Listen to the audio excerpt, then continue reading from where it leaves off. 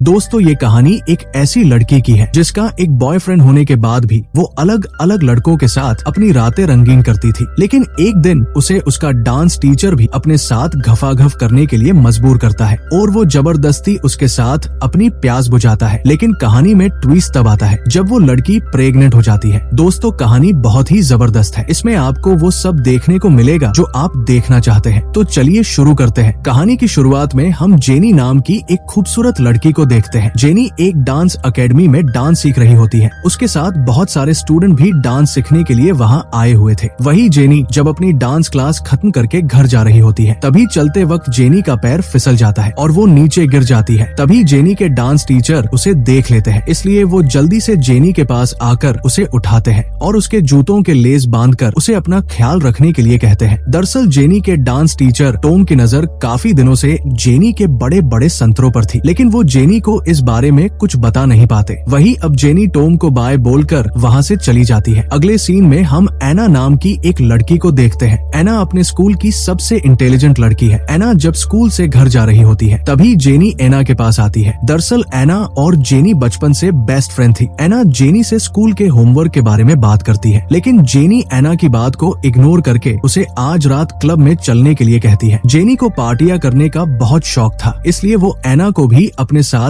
Party में लेकर जाना चाहती थी। एना पहले तो जेनी को क्लब चलने से मना कर देती है, लेकिन जेनी के रिक्वेस्ट करने पर एना भी उसके साथ जाने के लिए मान जाती है। वही रात के समय एना और जेनी एक क्लब में जाते हैं, जहां जेनी की एक फ्रेंड आकर एना और जेनी को पीने के लिए ड्रिंक देती है। ड्रिंक करने के बाद एना और जेनी साथ में डांस करने लगते हैं और काफी इंजॉय करते हैं। लेकिन थोड़ी देर बाद जेनी एना को अकेला छोड़कर दूसरों लड़कों के साथ मजे लेने लगती है और वो क्लब में आए हुए कई सारे लड़कों को अपनी बुलबुल की सैर कराती है। एना को ये सब अच्छा नहीं लगता, इसलिए वो सैड होकर एक जगह जाकर बैठ जाती है। एना जब अकेले बैठकर टाइम पास कर रही होती है, तभी उसके पास सीनू नाम का एक लड़का आता है। सीनू एना को दुखी देखकर उससे बात करता है, लेकिन एना सीनू को कुछ नहीं बताती और उससे अपना काम करने के लिए कहती है। लेकिन सीनू एना से कहता है, मुझे लगता है शायद तुम्हारा बॉयफ्रेंड किसी और लड़की के साथ अपना पानी निकालने चला गया है, इसलिए तुम परेशान हो। एना सीनू को बताती है, मेरा कोई बॉयफ्रेंड नहीं है, मैं बस अपनी फ्रेंड के लिए परेशान हूँ। इस पर सीनू एना से कहता है, तुम उसकी टेंशन मत लो, जेनी को यहाँ बहुत सारे लड़के जानते हैं और वो हमेशा यहाँ आकर लड़कों की प्यास बुझाती है। वही सीनू भी एना को अपने बारे में बताता है, क्योंकि वो भी एना की गुफा का स्वाद लेना चाहता था। लेकिन एना सीनू से बात नहीं करती और वहाँ से जाने लगती है। तो सीनू एना को रोक लेता है और उसे घर छोड़कर आने के लिए कहता है, लेकिन एना उसे ऐसा करने से मना कर देती है। तो सीनू एना से कहता है, तुमने ड्रिंक कर रखी है, इसलिए मुझे तुम्हें घर छोड़कर आना होगा। तो एना भी सीनू की बात मान जाती है और उसके साथ घर चली जाती है। वो लोग जब रास्ते में जा रहे होते हैं, तभी सीनू एना को गर्म कर देता है। तो एना भी सीनू के गन्ने का जूस पीने के लिए तैयार हो जाती है, क्योंकि एना भी काफी दिनों से ऐसे लड़के की तलाश में थी जो अच्छे से उसकी बुलबुल को गिला कर सके। वही अब सीनू एना को लेकर घर के अंदर आ जाता है और उसकी गुफा का ढोल बनाने लगता है। इससे एना को भी बहुत मजा आता है, क्योंकि किसी लड़के ने पहली बार उसकी गर्मी को ठंडा किया था। वही अगले दिन जेनी और एना जब एक साथ बैठे होते हैं, तो जेनी एना को बताती है, उसने कल रात बहुत सारे लड़कों के हथियार का स्वाद लिया है और उसे बहुत मजा आया। इस पर एना जेनी से कहती है, तुम्हें ये सब अभी अच्छा लग रहा है, लेकिन तुम्हें अब ये सब बंद करना होगा, वरना तुम बाद में बहुत पछताओगी। एना की बात सुनकर जेनी उसे कहती है, हमें अपनी जिंदगी को खुलकर जीना चाहिए, इससे हमें बहुत खुशियाँ मिलती है। जेनी की बात सुनकर एना उसे कुछ नहीं कहती। वही अगले दिन जेनी अपनी डांस क्लास में प्रैक्टिस कर रही होती है, लेकिन वो बार बार अपने स्टेप को भूल रही थी। ये देखकर टॉम जेनी के पास आता है और उससे पूछता है, तुम्हारी तबीयत तो ठीक है ना, क्योंकि तुम अच्छे से डांस नहीं कर रही हो। इस पर जेनी टॉम को बताती है, आज उसे कुछ ठीक नहीं लग रहा है। ये सुनकर टॉम जेनी को अपने ऑफिस में आने के लिए कहता है। इससे जेनी समझ जाती है टॉम उसकी गुफा में धमाके करना चाहता है, इसलिए वो टॉम को ऑफिस के आने से मना कर देती है। लेकिन टॉम जेनी को बार बार उसके ऑफिस में आने के लिए बोलता है, तो जेनी भी उसके साथ चली जाती है। ऑफिस में आने के बाद टॉम पहले तो जेनी को पीने के लिए पानी देता है। इसके बाद टॉम जेनी को गर्म करने लगता है और उसे पकड़कर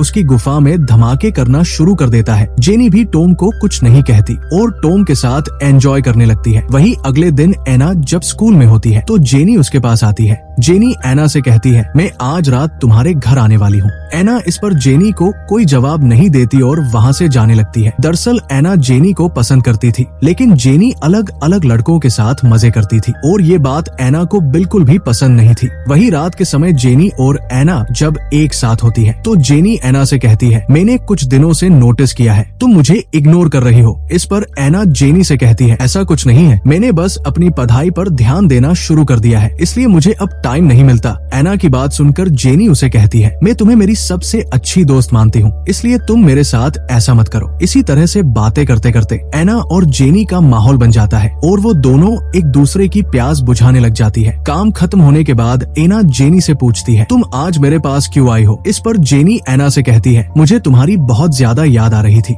दरअसल दोस्तों जेनी को पता चल चुका था एना उसे पसंद करती है, इसलिए जेनी एना की प्यास बुझाने के लिए आज रात उसके पास आई थी। जेनी एना से कहती है, मैं किसी से प्यार करती हूँ। एना जेनी से जब उसके बारे में पूछती है तो जेनी एन को बताती है, वो हमारे डांस क्लास के टीचर हैं और वो मेरा बहुत ज्यादा ख्याल रखते हैं। जेनी की बात सुनकर एना पूरी तरह से शॉक हो जाती है, क्योंकि जेनी ने उसके डांस टीचर को भी नहीं छोड़ा था। अगले दिन जेनी और एना जब साथ में नाश्ता कर रही होती है तभी जेनी को उल्टी आने लगती है। ये देखकर एना जेनी से कहती है, तुम्हारी तबीयत तो ठीक है ना? तुमने रात को क्या खाया था? इस पर जेनी एना से कहती है, नहीं मैंने ऐसा कुछ नहीं खाया था, लेकिन काफी दिनों से मुझे अजीब लग रहा है और बहुत बार मुझे उल्टी भी हुई है। जेनी की बात सुनकर एना जेनी से कहती है, कहीं तुम प्रेग्नेंट तो नहीं हो? ये सुनकर जेनी बुरी तरह से डर जाती है। इसके बाद जेनी जब अपनी प्रेगनेंसी टेस्ट करती है तो वो सच में प्रेग्नेंट होती है। इन सब से जेनी बहुत ही घबरा जाती है, क्योंकि वो तो बस मजे के लिए लोगों के साथ एंजॉय कर रही थी। उसने ये सब तो कभी सोचा ही नहीं था। वही अब जेनी जल्दी से टॉम के पास जाती है और उसे अपनी प्रेगनेंसी के बारे में बताती है, लेकिन टॉम जेनी से कहता है, ये बच्चा मेरा नहीं है, क्योंकि तुमने तो बहुत सारे लोगों के साथ घपाघप किया है। इसलिए टॉम जेनी को अपना ऑपरेशन करवाने के लिए कहते हैं और उसे धक्का देकर वहाँ से भेज देते हैं। अगले दिन जेनी जब अपनी डांस क्लास जाती है तो वहाँ टॉम अपनी असिस्टेंट से जेनी को बहुत ज्यादा डांस करवाने के लिए कहता है। इसके बाद असिस्टेंट सभी लड़कियों को डांस करवाने लगती है और काफी देर तक उनकी क्लास लेती है। जेनी भी डांस कर रही होती है, लेकिन उसे प्रेगनेंसी की वजह से चक्कर आने लगते हैं और वो बेहोश होकर नीचे गिर जाती है। इसी तरह से कुछ दिन बीत जाते हैं। जेनी काफी दिनों से स्कूल नहीं आई थी, इसलिए एना जेनी से मिलने के लिए उसके घर जाती है। एना देखती है जेनी की मोम जेनी के ऊपर गुस्सा कर रही होती है, क्योंकि उसने उनसे बिना पूछे ये सब कांड किया था। ये देखकर एना जल्दी से जेनी को अपने साथ लेकर चली जाती है। एना जेनी से कहती है, तुम्हें टेंशन लेने की जरूरत नहीं है, अगर किसी ने तुम्हें नहीं अपनाया तो मैं तुम्हें अपने साथ रखूंगी, क्योंकि मैं तुमसे बहुत प्यार करती हूँ। ये कहकर एना जेनी को गर्म करके उसके साथ एंजॉय करने लगती है। इसमें जेनी भी एना का अच्छे से साथ देती है। वही दूसरी तरफ हम टॉम को देखते हैं, जिसे अब पुलिस पकड़ने के लिए आई हुई थी। दरअसल टॉम ने जेनी की तरह कई सारी लड़कियों के साथ मजे किए थे और बाद में वो उन्हें अपनी डांस क्लास से बाहर निकाल देता था। इसलिए सभी बच्चों ने मिलकर पुलिस को टॉम के बारे में बता दिया था। इसलिए पुलिस ऑफिसर वहाँ आकर टॉम को पकड़कर अपने साथ ले जाते हैं। दूसरी तरफ हम जेनी और एना को देखते हैं। जेनी अब इस शहर को छोड़कर दूसरे शहर जा रही होती है, इसलिए एना उसे छोड़ने के लिए आई हुई थी। जाने से पहले एना जेनी से पूछती है, क्या तुम भी मुझे पसंद करती हो? तो जेनी एना से कहती है, हाँ मुझे भी तुम बहुत ज्यादा पसंद हो, लेकिन मुझे अब थोड़े दिनों के लिए इसलिए शहर को छोड़ना होगा। ये कहकर जेनी वहाँ से चली जाती है। जेनी के जाने से एना बहुत दुखी होती है, क्योंकि उसका जेनी के अलावा इस दुनिया में कोई नहीं था। इसी सस्पेंस के साथ इस कहानी का यही अंत हो जाता है। अगर आपको हमारे वीडियो देखना पसंद है तो जल्दी से चैनल सब्सक्राइब कर दीजिए। मिलते हैं किसी नेक्स्ट वीडियो के साथ। Thanks for watching.